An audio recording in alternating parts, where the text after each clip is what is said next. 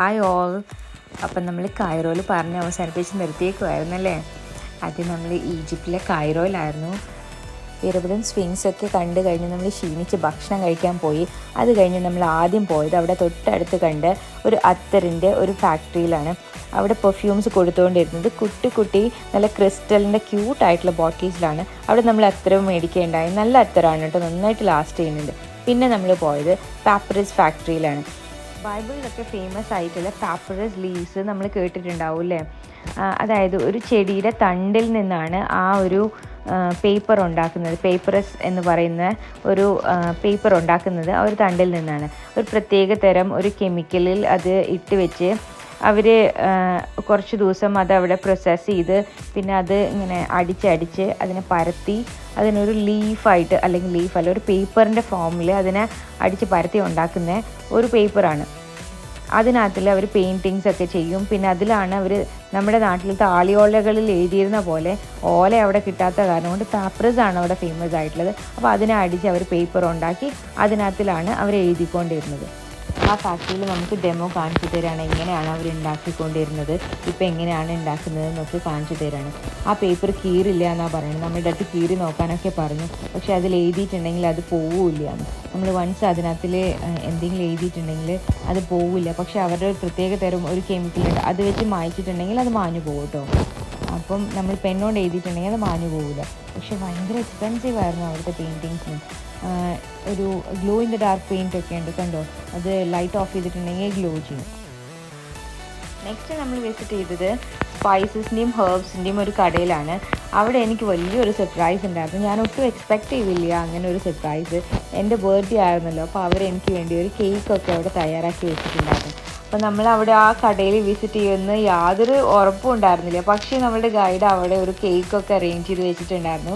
നമ്മളെ അങ്ങോട്ട് നിർബന്ധിച്ച് കൊണ്ടുപോയിരുന്നു. നമ്മൾ പറഞ്ഞു സ്പൈസസ് ഒന്നും നമുക്ക് വേണ്ടാന്ന് പറഞ്ഞിട്ടും നമ്മളെ നിർബന്ധിച്ച് അങ്ങോട്ട് കൊണ്ടുപോയിരുന്നു. പക്ഷേ ഇതിന് വേണ്ടിയിട്ടായിരുന്നു കൊണ്ടുപോയിക്കൊണ്ടിരുന്നതെന്നുള്ളത് നമ്മൾ അറിഞ്ഞിട്ടുണ്ടായിരുന്നില്ല. പക്ഷേ എനിവേ അതെനിക്ക് വലിയൊരു സർപ്രൈസ് ആയിരുന്നു കേട്ടോ. അപ്പോൾ താങ്ക്സ് എ ലോട്ട്. നമ്മുടെ ഫ്രണ്ട്സ് പറഞ്ഞിട്ടാണ് അവർ അറിഞ്ഞത് എൻ്റെ ബർത്ത്ഡേ ആണ്. അപ്പോൾ thanks a lot to all of them. അങ്ങനെ ബർത്ത്ഡേ എല്ലാം സെലിബ്രേറ്റ് ചെയ്തു. എന്നിട്ട് വീണ്ടും കൈറോ പട്ടണത്തിൽ കൂടെ നമ്മൾ ട്രാവൽ ചെയ്തുകൊണ്ടിരിക്കുകയായിരുന്നു. ഇതാണ് കേട്ടോ ആ ചുറ്റും കാണുന്ന കാഴ്ചകൾ. കണ്ടു ഭയങ്കര പൊടി പിടിച്ചിട്ടുള്ള ബിൽഡിങ്സാണ്. എല്ലാം ഒരേ കളറാണ്, എല്ലാം ബ്രൗൺ കളറിലുള്ള ബിൽഡിങ്സാണ്. എന്താണ് അങ്ങനെയെന്ന് എനിക്കറിയില്ല. എല്ലാം ഒരുമാതിരി മണ്ണിൻ്റെ കളറാണ്.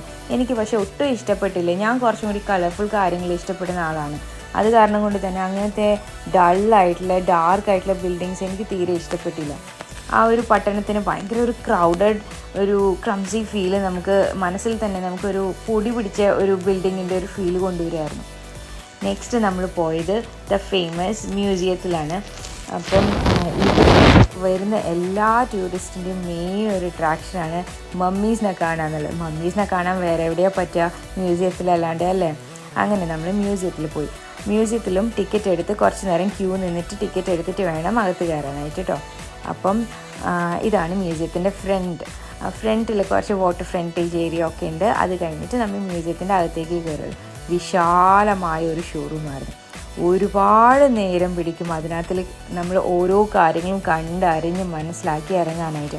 പക്ഷേ നമ്മളുടെ കയ്യിൽ അത്രയും സമയം ഉണ്ടായിരുന്നില്ല. മിനിമം ഒരു 4-5 മണിക്കൂർ പിടിക്കുക മൊത്തം മ്യൂസിയം ഒന്ന് കണ്ട് മനസ്സിലാക്കി ഇറങ്ങാനായിട്ട്. അപ്പം നമ്മൾ എന്ത് ചെയ്തു വെച്ചാൽ അതിൻ്റെ മെയിൻ ആയിട്ടുള്ള സ്ഥലങ്ങൾ, അതായത് നമ്മൾക്ക് എവിടെയൊക്കെ പോകണം എന്നുള്ള കാര്യങ്ങൾ ആദ്യം നോട്ട് ചെയ്ത്, അപ്പോൾ നമ്മൾക്ക് പോകാൻ നമ്മൾ കാണാൻ ആഗ്രഹിച്ച സംഭവങ്ങൾ ആദ്യം കാണുക. അത് കഴിഞ്ഞിട്ട് ബാക്കിയുള്ളതൊന്ന് ഓടിച്ചിട്ട് കാണുക. അത്രയും നമ്മൾ വിചാരിച്ചുള്ളൂ. അല്ലാണ്ട് മൊത്തത്തിൽ ആ മ്യൂസിയം കണ്ടു തീർക്കാനുള്ള സമയം നമ്മുടെ കയ്യിലുണ്ടായിരുന്നില്ല.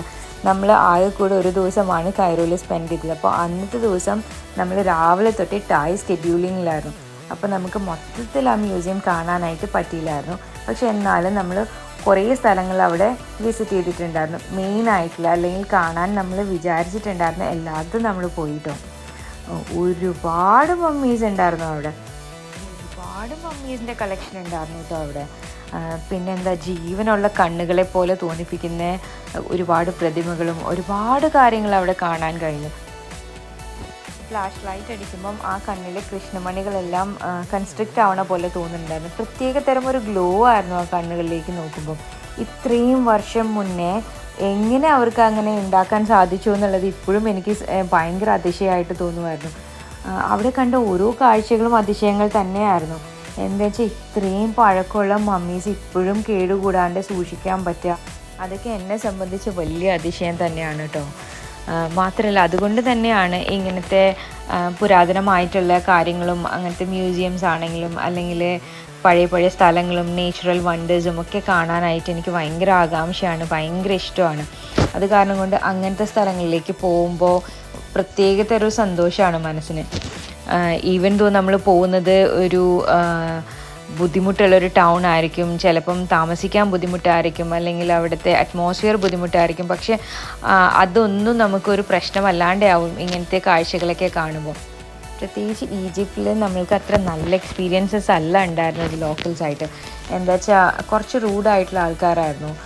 അവരുടെ നേച്ചർ അങ്ങനെ ആയിരിക്കാം, അതുകൊണ്ടായിരിക്കാം. പക്ഷെ നമുക്കത് അത്ര ഇഷ്ടപ്പെട്ടില്ലായിരുന്നു. എന്താ വെച്ചാൽ പല സ്ഥലങ്ങളിൽ ഒരുപാട് കള്ളത്തരങ്ങൾ നമ്മൾ ഫേസ് ചെയ്തു. അതെന്താ വെച്ചാൽ ചെറിയ ചെറിയ കാര്യങ്ങൾക്ക് വരെ അവർ നമ്മളുടെ അടുത്ത് നിന്ന് പൈസ മേടിക്കും. അത് ഒരു ആവശ്യമില്ലാത്ത കാര്യങ്ങൾക്ക്, ഈവൻ ടോയ്ലറ്റിൽ പോകാൻ വരെ അവിടെ നമ്മളുടെ അടുത്ത് നിന്ന് പൈസ മേടിച്ചിട്ട് ടോയ്ലറ്റ് കയറ്റിയിട്ടുണ്ട്. അത് എല്ലാവർക്കും, ബാക്കി എല്ലാ ലോക്കൽസും ഫ്രീ ആയിട്ട് കയറി പോവാണ്.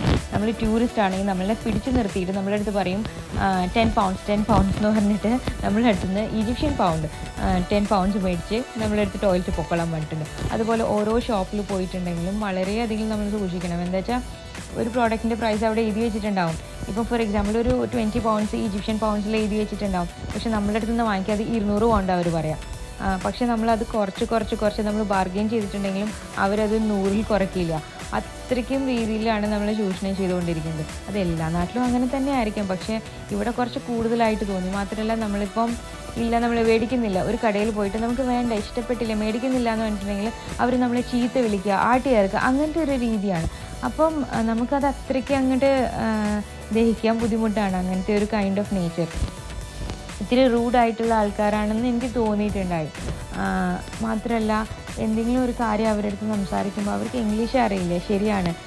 നമ്മൾ പരമാവധി സിമ്പിൾ ലാംഗ്വേജിൽ ആംഗ്യഭാഷയൊക്കെ ഉപയോഗിച്ചാണ് അവരുടെ അടുത്ത് സംസാരിക്കാൻ ശ്രമിക്കുക. പക്ഷേ അവർ നമ്മുടെ അടുത്ത് തട്ടിക്കയറുക, ഭയങ്കരമായിട്ട് ഷൗട്ട് ചെയ്യുക, എന്തൊക്കെയോ വിളിച്ച് പറയുന്നത്, നമുക്ക് മനസ്സിലാവുന്നില്ല അവരുടെ ഭാഷ.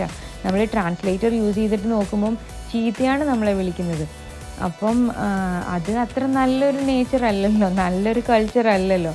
അപ്പം അങ്ങനത്തെ ഒരു എക്സ്പീരിയൻസസ് നമ്മൾക്ക് ഉണ്ടായി. മാത്രമല്ല പിരമിഡ്സൊക്കെ വിസിറ്റ് ചെയ്യുമ്പോൾ നമ്മുടെ ഗൈഡ് പ്രത്യേകം നമ്മുടെ അടുത്ത് പറയായിരുന്നു സാധനങ്ങൾ സൂക്ഷിക്കണം, നമ്മുടെ പേഴ്സണൽ ബിലോങ്ങിങ്സ് നമ്മൾ വളരെയധികം സൂക്ഷിക്കണം, എപ്പോൾ വേണമെങ്കിൽ അത് അടിച്ചു മാറ്റി കൊണ്ടുപോകും എന്നുള്ള രീതിയിൽ. പിന്നെ മാത്രമല്ല ഒരുപാട് ആൾക്കാർ നമ്മളുടെ ചുറ്റും ഇങ്ങനെ നമ്മൾ ചുറ്റിപ്പറ്റിയൊക്കെ വരും. അപ്പം നമുക്ക് തന്നെ പേടിയാവും, ദൈവമേ നമ്മളെ അടിച്ചു മാറ്റിക്കൊണ്ട് പോകാനാണോ വരുന്നത്, ആ രീതിയിൽ നമുക്ക് പേടി വരും. അങ്ങനത്തെ കൈൻഡ് ഓഫ് ആൾക്കാരായിട്ട് എനിക്ക് തോന്നിയിട്ടുണ്ടായി. അത് എൻ്റെ മാത്രം എക്സ്പീരിയൻസ് ആണോ അതോ ബാക്കി എല്ലാവർക്കും അങ്ങനത്തെ എക്സ്പീരിയൻസ് സിമിലർ ആയിട്ട് ഉണ്ടായിട്ടുണ്ടോ എന്നൊന്നും എനിക്കറിയില്ല. പക്ഷെ ഞാൻ എൻ്റെ എക്സ്പീരിയൻസ് ഷെയർ ചെയ്യണമെന്ന് മാത്രം.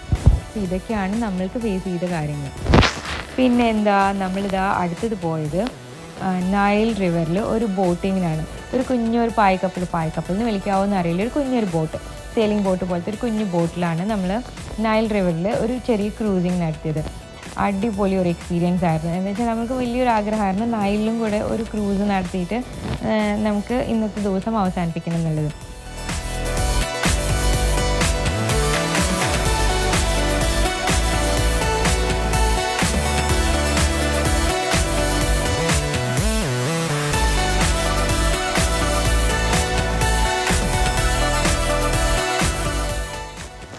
അങ്ങനെ നമ്മൾ ആ നൈൽ റിവറിലും ഒരു കുഞ്ഞു ബോട്ടിംഗ് നടത്തി.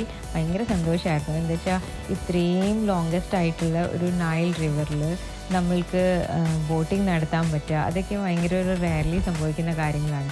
അപ്പോൾ അതൊക്കെ എക്സ്പീരിയൻസ് ചെയ്യുമ്പോൾ ഭയങ്കര ഒരു സന്തോഷമായിരുന്നു. പ്രത്യേകിച്ചും എൻ്റെ ബർത്ത്ഡേയുടെ ദിവസം തന്നെ എനിക്ക് ഒരുപാട് കാര്യങ്ങൾ, ഞാൻ ഒരുപാട് ആഗ്രഹിച്ച് നടന്നിട്ടുള്ള ഒരുപാട് കാര്യങ്ങൾ ഒറ്റയടിക്ക് എൻ്റെ മുന്നിലെല്ലാം കൂടെ നടക്കുമ്പോൾ എനിക്ക് ഭയങ്കര സന്തോഷമായിരുന്നു.